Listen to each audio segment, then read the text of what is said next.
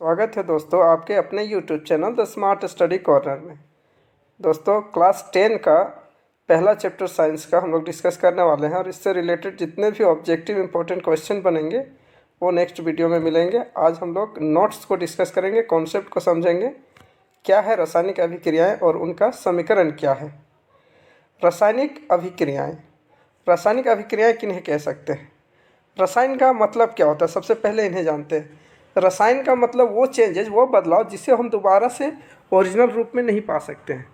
जैसे उदाहरण के तौर पर अगर देखें, दूध से अगर दही बन गया तो दही से हम वापस दूध नहीं बना सकते, यानी दूध से दही बनना एक तरह की क्रियाएं, अभिक्रियाएं हो रही है, वो रासायनिक अभिक्रियाएं ही हैं। तो रासायनिक अभिक्रिया क्या है?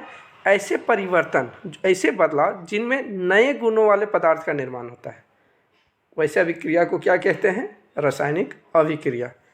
और रासायनिक अभिक्रिया में जो भाग लेते हैं, यानी भाग लेने वाला कौन है? दूध।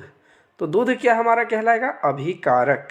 ऐसे पदार्थ जो किसी रासायनिक अभिक्रिया में हिस्सा लेते हैं उन्हें अभिकारक कहते हैं। और वैसे पदार्थ जिनका निर्माण होता है, रासायनिक अभिक्रिया में होता है, उन्हें उत्पाद। यानी कि दूध से दही बन रहा है, दूध से दही बन रहा है तो दूध हमारा क्या हो गया? अभिकारक। और दही क्या हो गया? उत्पाद। उदाहरण जानते हैं। उदाहरण के लिए भोजन का पाचन। भोजन का पाचन यानी हम खाना खा रहे हैं तो भोजन का पाचन हमारा इनहेल कुछ और हो रहा है, अभिकारक हमारा खाना है और उत्पाद कुछ और हो रहा है। यानी जो हमारा पच रहा है, ये भोजन का पाचन भी एक प्रकार का क्या है? रासायनिक अभिक्रिया। पेट के अंदर रासायनिक अभिक्रियाएँ होती है, परिवर्तन होते हैं। श्वसन, हम ऑक्सीजन सांस ले रहे हैं और हमारा कार्बन डाइऑक्साइड बनकर वापस निकल रहा है, तो श्वसन भी एक प्रकार का क्या है? हमारा रासायनिक अभिक्रिया है, क्योंकि ऑक्सीजन अंदर जा रहा है, कार्बन डाइऑक्साइड बाहर आ रहा है। लोहे में जंग लगना, ये भी एक प्रकार का रासायनिक अभिक्रिया है। मैग्नीशियम फीते का जलना भी रासायनिक अभिक्रिया है। दही का बनना भी रासायनिक अभिक्रिया है। रासायनिक अभिक्रिया के दौरान क्या क्या चीज़ें हो सकती हैं या होती हैं? तो रासायनिक अभिक्रिया के दौरान अवस्था में परिवर्तन हो सकती हैं, यानी कि ठोस द्रव गैसेस में परिवर्तन हो सकती हैं, रंग में परिवर्तन हो सकती हैं, कलर चेंजेस हो सकता है, तापमान में परिवर्तन हो सकता है, गर्म हो जाएगा। जैसे चूना, हम लोग ये बिना बुझा हुआ चूना में पानी डालते हैं, बुझा हुआ चूना बनता है तो क्या होता है? गर्म हो जाता है। यानी तापमान में भी परिवर्तन हो सकते हैं। और गैस भी निकलती है, हाइड्रोजन गैस निकलना या कुछ भी गैसेस निकलना, तो गैस का उत्सर्जन भी होता है रासायनिक अभिक्रिया के दौरान। इन रासायनिक अभिक्रियाओं को यानी रासायनिक परिवर्तनों को कैसे दिखाया जाए, कैसे लिखते हैं? तो इन्हें दो तरीक़ा से लिखा जाता है, एक शब्द समीकरण में, एक रासायनिक समीकरण में। शब्द समीकरण कहने का मतलब है शब्द में कहकर। जैसे अगर हमको जिंक और सल्फ्यूरिक अम्ल का मिलाना है तो ये तो जिंक और सल्फ्यूरिक अम्ल हमारा तीर के इधर जो रहेंगे बाएं तरफ वो अभिकारक कहलाएंगे और दाएं तरफ जो रहेंगे वो उत्पाद कहलाएंगे, LHS और RHS। जिंक और सल्फ्यूरिक अम्ल को जब मिलाया गया तो ये क्या बने? जिंक सल्फेट और हाइड्रोजन गैस उत्सर्जित हुआ। जिंक सल्फेट बना और हाइड्रोजन गैस, ये अभिकारक है और ये उत्पाद है। तो इन्हें शब्द में लिखें, जिंक सल्फ्यूरिक अम्ल। अगर हमें जिंक को जिंक ना लिखकर Zn सूत्र पर लिखें, यानी रासायनिक सूत्र का प्रयोग करें, तो वो रासायनिक समीकरण कहलाता है। जिंक प्लस H2SO4, जिंक को Zn से डिनोट कर रहा है और H2SO4 को सल्फ्यूरिक अम्ल के लिए, तो जिंक सल्फेट ZnSO4 और हाइड्रोजन गैस का H2, तो ये हमारा रासायनिक समीकरण कहलाता है। रासायनिक समीकरण है क्या? सबसे पहले उनको जानते हैं। रासायनिक समीकरण, रासायनिक अभिक्रिया रासायनिक समीकरण द्वारा निरूपित की जाती है। यानी हम जो बोल रहे हैं, दूध से दही बनना या लोहे में जंग लगना, इसको हम एक समीकरण के द्वारा ही निरूपित करेंगे, तभी समझ में आ सकता है। तो ये रासायनिक अभिक्रिया हमारा क्या है? रासायनिक अभिक्रिया रासायनिक समीकरण द्वारा निरूपित की जाती है। रासायनिक समीकरण में तत्वों के प्रतीक या अभिकारक और उत्पादों के रासायनिक सूत्र उनकी भौतिक अवस्था के साथ लिखे जाते हैं। यानी जो भी अभिकारक या उत्पाद हो गए उनके प्रतीक यानी तत्वों को प्रतीक के रूप में लिखा जाता है। जैसे जिंक को Zn लिखें, हाइड्रोजन को H2 लिखें, रासायनिक सूत्र उनकी भौतिक अवस्था के साथ लिखे जाते हैं। यानी अगर हम कोई लिक्विड ले रहे हैं, द्रव ले रहे हैं, तो L दिखाते हैं, सॉलिड है तो S दिखाते हैं, विलियन है तो एक्वास दिखाते, AQ दिखाते हैं, यानी उसकी भौतिक अवस्था को भी दिखाकर लिखते हैं। रासायनिक अभिक्रिया में आवश्यक परिस्थिति किस पर देखा जाता है? तो उसके ताप पर कि जिस जगह पर हम परिवर्तन ला रहे हैं वो किसका ताप कितना है, वहाँ का दाब क्या है, उसके उत्प्रेरक कौन कौन है, कैटलिस्ट कौन कौन है, वो भी हम तीर के ऊपर या नीचे दर्शाते हैं। यानी हमारा अभिकारक के बाद तीर और इधर उत्पाद होता है, तो अभिकारक के ऊपर मान लो कि तापमान को देख रहे हैं तो 273 डिग्री केल्विन, 273 डिग्री सेल्सियस या 273 केल्विन, कुछ भी हमारा जो भी ताप पर ले रहे हैं या जो कैटलिस्ट का प्रयोग कर रहे हैं, उत्प्रेरक का प्रयोग कर रहे हैं, उन्हें तीर के ऊपर या नीचे दर्शाते हैं। रासायनिक अभिक्रिया को संतुलित करना, तो रासायनिक अभिक्रियाएं संतुलित करना बहुत ही आवश्यक है, क्योंकि जब भी हम बात कर रहे हैं द्रव्यमान संरक्षण के नियम की बात कर रहे हैं। द्रव्यमान संरक्षण का नियम क्या कहता है कि किसी भी रासायनिक अभिक्रिया में द्रव्यमान का ना तो निर्माण होता है ना ही विनाश होता है। यानी जो मास होगा, जो द्रव्यमान होगा, वो LHS में भी समान होना चाहिए और RHS में भी समान होना चाहिए। बाएं तरफ के भाग यानी अभिकारक के तरफ भी जितने भी तत्व का एलिमेंट जो भी है, जिस मोल में है, जितने भी मात्रा में है, उतना ही मात्रा हमारे उत्पाद की तरफ भी होनी चाहिए। यही द्रव्यमान संरक्षण का नियम कहता है। यानी कि रासायनिक अभिक्रिया के पहले और उसके पश्चात यानी अभिकारक और उत्पाद में प्रत्येक तत्व के परमाणुओं की संख्या क्या होनी चाहिए, समान होनी चाहिए। इसे ही रासायनिक अभिक्रिया को संतुलित करना कहते हैं, जो ऑब्जेक्टिव में पूछा जाएगा। तो किस प्रकार से हम इसे संतुलित करें, तो हीट टू ट्रायल मेथड का प्रयोग करेंगे हम लोग। तो इसे बहुत ध्यान से समझना है, बहुत इम्पोर्टेंट और बहुत आसान भी है, इजी वे में हम इसे बना सकते हैं। जैसे कि एक यहाँ पे क्वेश्चन लिया गया उदाहरण के तौर पर कि हम आयरन लिए Fe और उसे पानी के साथ रिएक्शन किया जा रहा है H2O के साथ। तो ये हमारा Fe2O3 और H2 बना। तो किस प्रकार, यहाँ थोड़ा मिस्टेक है, अगर हम बात कर रहे हैं आयरन और H2O को मिलाते हैं तो ये क्या बनता है, Fe3O4 बनता है, जो कि आगे हम लोग को देखने को मिलेगा। तो सेकंड में हम लोग दूसरे चरण में क्या करेंगे, इसे टेबल पे बनाएंगे। टेबल का मतलब है कि अगर हमारे यहाँ पे कितने परमाणुओं का प्रयोग हो रहा है, उन परमाणुओं को, तत्वों को अलग अलग लिखेंगे। आयरन है, हाइड्रोजन है और ऑक्सीजन है, यही तीन ही तत्व को शामिल किया गया है। तो तीनों तत्वों को हमने अलग अलग लिख दिया। अब देखेंगे कि LHS यानी अभिकारक की ओर कितने कितने तत्व हैं, आयरन कितने, हाइड्रोजन कितने, ऑक्सीजन कितने हैं, और इधर देखेंगे कि हमारा कितने हैं। तो सबसे पहले आयरन को देखें तो कितने, इधर 1 है तो हमने 1 लिख दिया। हाइड्रोजन कितने यहाँ पर 2 है तो 2 लिख दिया। ऑक्सीजन कितने हैं 1 है तो 1 लिख दिया। अब LHS की तरफ देखें तो आयरन कितने हैं तो 3, हाइड्रोजन कितने हैं तो 2 और ऑक्सीजन कितने हैं तो 4 है। थोड़ा सा मिसप्रिंटिंग हुआ है। तो इस तरह से लिखने के बाद हमने क्या देखा, चरण 3 में देखेंगे कि सबसे अधिक परमाणु वाले तत्व को हम लोग मिलाने का प्रयास करेंगे कि सबसे अधिक वाले तत्व कौन है। यहाँ सबसे अधिक डिफरेंस किस में देखने को मिल रहा है, तो वो है ऑक्सीजन में, क्योंकि यहाँ ऑक्सीजन 1 है और यहाँ ऑक्सीजन 4 है। इसे बराबर करना बहुत ज़रूरी है। तो हमने फिर से वही इक्वेशन लिखा, Fe2O, Fe3O4 और यहाँ H2। तो यहाँ पे हमने देखा ऑक्सीजन 4 है और यहाँ ऑक्सीजन 1 है। इसे बैलेंस करने के लिए हम H2O के आगे 4 लगा दिए। 4 लगाने से क्या हुआ कि ऑक्सीजन हमारा 4 हो गया। बट हाइड्रोजन में भी बदलाव देखने को मिला। हाइड्रोजन कितने हो गए, यहाँ पहले से 2 था, 2 और हमारा कितना हो गया 4, तो 2 4 जा 8 हो गया। कितना हो गया, यहाँ टोटल हाइड्रोजन 8 हो गए। तो इन्हें और यहाँ कितना है 2 है, इसे बैलेंस करना पड़ेगा। तो हम लोग आगे देखेंगे क्या, सभी तत्वों को परमाणु को चरण के भांति फिर इसी तरह ऑक्सीजन मिला लिया। अब हमारा क्या अंतर है, तो ऑक्सीजन के बाद हम लोग देखेंगे कि किसको बैलेंस करें। तो हमारा देखना है कि आयरन को। आयरन में क्या बदलाव है, आयरन यहाँ 1 है और यहाँ 3 है। तो हमने क्या किया, इसे बैलेंस करने के लिए आयरन के आगे 3 का प्रयोग कर दिए। क्या हो गया 3। तो यहाँ क्या हो गया, आयरन 3 हो गया, हाइड्रोजन ऑक्सीजन 4 चाहिए था, ऑक्सीजन 4 हो गया।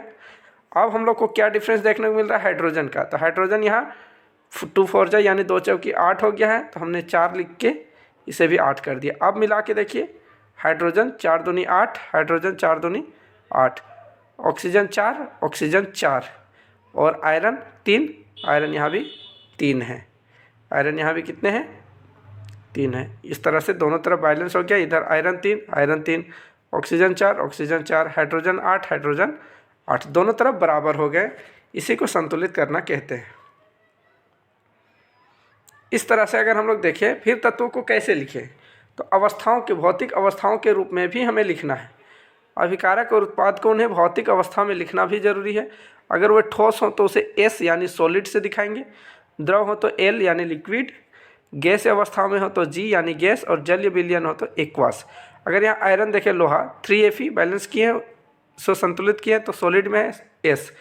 H2O यहाँ वेपर का प्रयोग किया गया है, क्योंकि जब लोहे में जंग लगता है तो हम वहाँ पानी डाल के नहीं, पानी का गैस जलवाष्प बोलते हैं, तो इसे हम गैसियस स्टेट की बात करें, H2O को गैसियस स्टेट में है, तो ये जो जंग लगता है वो क्या बनता है, Fe3O4, ये हमारा ठोस में रहता है सॉलिड, और H2 जो होता है वे गैस में होते हैं, यानी गैस में। इस तरह से हमारे कुछ आवश्यक परिस्थिति ताप, दाब और उत्प्रेरक आदि को भी तीर के निशान के ऊपर नीचे हम लोग लिख सकते हैं। रासायनिक अभिक्रियाएं कितने प्रकार की होती हैं, तो रासायनिक अभिक्रियाएं 4 प्रकार की मानी जाती है। संयोजन अभिक्रिया, वियोजन अभिक्रिया, विस्थापन अभिक्रिया और द्विविस्थापन अभिक्रिया।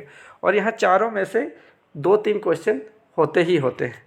संयोजन, संयोजन मतलब क्या होगा, जुड़ना। संयोजन का मतलब होता है जुड़ना। जब 2 या उससे अधिक अभिकारक मिलकर एक उत्पाद का निर्माण करते हैं, जैसे देखिए ए बी 2 अभिकारक हैं, दोनों मिलकर एकल अभिकारक बनाते हैं यानी सी बनाते हैं, तो ऐसी अभिक्रियाएं को संयोजन अभिक्रिया कहते हैं। बहुत ही इंपॉर्टेंट है। उदाहरण के स्वरूप अगर देखा जाए, कार्बन और ऑक्सीजन गैस मिलकर कार्बन डाइऑक्साइड गैस बनाता है, यानी एक तरफ एक से ज़्यादा होंगे, 2 उससे अधिक, और एक तरफ एक ही होगा, तो किस तरह का अभिक्रिया होगा, संयोजन अभिक्रिया। आगे जल का निर्माण भी देखें, H2O2 को मिला लिए, H2O2 भी हमारा मिलके H2O बन गया, तो इधर 2 हैं H2 और O2, और इधर H2O 1 बना। कैल्शियम ऑक्साइड और वाटर ले लिए, तो यहाँ बन गया कैल्शियम हाइड्रोक्साइड, ये हमारा बुझा हुआ चूना, बिना बुझा हुआ चूना का सूत्र। तो ये एक प्रकार का क्या है, संयोजन अभिक्रिया। एक तरफ 2 या उससे अधिक होंगे और वो दोनों सभी मिलकर एकल उत्पाद का निर्माण करेंगे, तो संयोजन अभिक्रिया का उदाहरण होगा।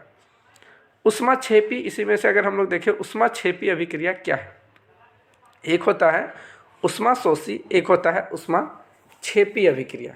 जिन अभिक्रियाओं में उत्पाद के निर्माण के साथ साथ ऊष्मा का भी उत्सर्जन होता हो, यानी कि जब अभिकारक रिएक्शन कर रहे हों, जब क्रियाएं कर रहे हों और उसके साथ साथ हमारा ऊष्मा भी निकले, ऊष्मा भी उत्सर्जित हो, तो वे ऊष्माक्षेपी अभिक्रिया कहलाएंगे। जैसे प्राकृतिक गैस का दहन, जैसे अगर हम ले लें मीथेन गैस का CH4 का जब ऑक्सीजन के संपर्क में आता है तो कार्बन डाइऑक्साइड गैस बनता है, वाटर भी गैस बनता है, और एक हीट निकलता है ऊष्मा।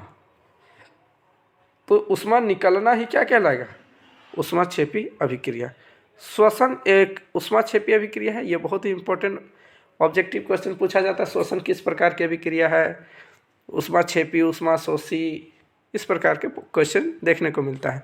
क्योंकि जब हम सांस लेते हैं ऑक्सीजन, तो वो हमारे साथ क्या निकलता है, हमारे कार्बन, ये हमारे क्या है, ऑक्सीजन जब सांस लेते हैं तो कार्बन डाइऑक्साइड के साथ साथ ऊष्मा भी निकलता है, और हमारे वेपर्स भी होते हैं, भाप भी होते हैं, तो ये ऊष्मा रिलीज होता है, क्योंकि कार्बन डाइऑक्साइड गैस जब निकलता है तो वो गर्म होता है, ऊष्मा निकल रहा है, तो ये भी एक प्रकार का ऊष्माक्षेपी अभिक्रिया है।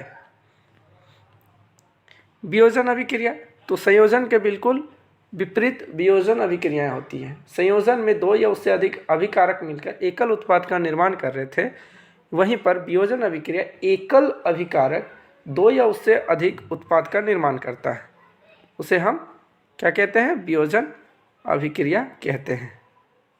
ठीक है, यानी ए हमारा क्या बना रहा है, एक अभिकारक 2 या 2 से अधिक उत्पाद में टूट गया है। उसमें वियोजन किस प्रकार की है, ऊष्मा द्वारा किया गया वियोजन ही उसमें वियोजन कहलाता है। उदाहरण के तौर पर फेरस सल्फेट में जब हम ऊष्मा डालें यानी गर्म किए, तो फेरिक ऑक्साइड का निर्माण करता है, फेरिक ऑक्साइड का निर्माण करता है, सल्फर डाइऑक्साइड और SO3 का निर्माण होता है। तो ये अगर हम बात करें, फेरस सल्फेट हरे रंग का होता है और फेरिक ऑक्साइड भूरा लाल रंग का होता है। चूना पत्थर को ले लें, तो चूना पत्थर भी हमारा किस प्रकार का है, CaCO3 है, तो ये ऊष्मा का निर्माण जब हम लोग इसमें करते हैं तो बिना बुझा हुआ चूना बनता है, C कैल्शियम ऑक्साइड और कार्बन डाइऑक्साइड बनता है। यही बिना बुझा हुआ चूना को फिर बुझा हुआ चूना बनाते हैं पानी डालकर। ये हमारा क्या है, उष्मा वियोजन, यानी जहाँ पर हमको हीट देना पड़ रहा है, उष्मा देना पड़ रहा है। एक वियोजन वैद्युत वियोजन भी होता है, यानी कि विद्युत का प्रयोग कर वियोजन यानी तोड़ना। विद्युत का प्रयोग कर हम लोग किस प्रकार तोड़ते हैं, जहाँ पर विद्युत धारा प्रवाहित करके जो भी वियोजन होगा सो। जैसे कंटेनर ले लिए, इसमें अगर हम बात कर रहे हैं तो 2 इलेक्ट्रोड्स हैं, ग्रेफाइट रॉड है और नीचे रबर स्टॉपर भी लगा हुआ है, एनोड कैथोड बैटरी के साथ कनेक्शन भी है, स्विच भी है।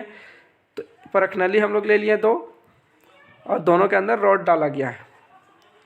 इसमें जब हम पानी के साथ पानी रखें और पानी में विद्युत धारा यानी करंट पास किए तो हाइड्रोजन गैस और ऑक्सीजन गैस 2 अलग अलग, क्योंकि पानी में हाइड्रोजन और ऑक्सीजन दोनों होते हैं, लेकिन जब विद्युत धारा पास कराई जाती है तो हाइड्रोजन और ऑक्सीजन दोनों अलग हो जाती हैं। ये एक प्रकार का वैद्युत वियोजन है। प्रकाशीय वियोजन, जिसमें प्रकाश की मदद से वियोजन यानी तोड़ा जा रहा हो। सूर्य के प्रकाश की उपस्थिति में होने वाले वियोजन को प्रकाशीय वियोजन कहते हैं।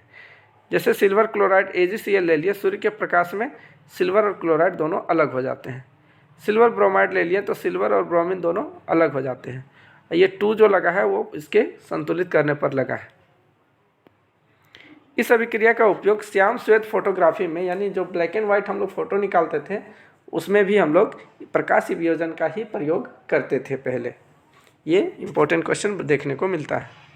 ऊष्माशोषी अभिक्रिया, जिन अभिक्रियाओं में अभिकारकों को तोड़ने के लिए ऊष्मा या प्रकाश या विद्युत ऊर्जा की आवश्यकता होती है उसे ऊष्माशोषी अभिक्रिया कहते हैं। यानी कि हमें वियोजन करने के लिए यानी तोड़ने के लिए ऊष्मा की आवश्यकता होगी या प्रकाश की आवश्यकता होगी या विद्युत ऊर्जा की आवश्यकता होगी, तो वैसे अभिक्रियाएं ऊष्माशोषी अभिक्रियाएं कहलाती हैं। तीसरा में विस्थापन अभिक्रिया।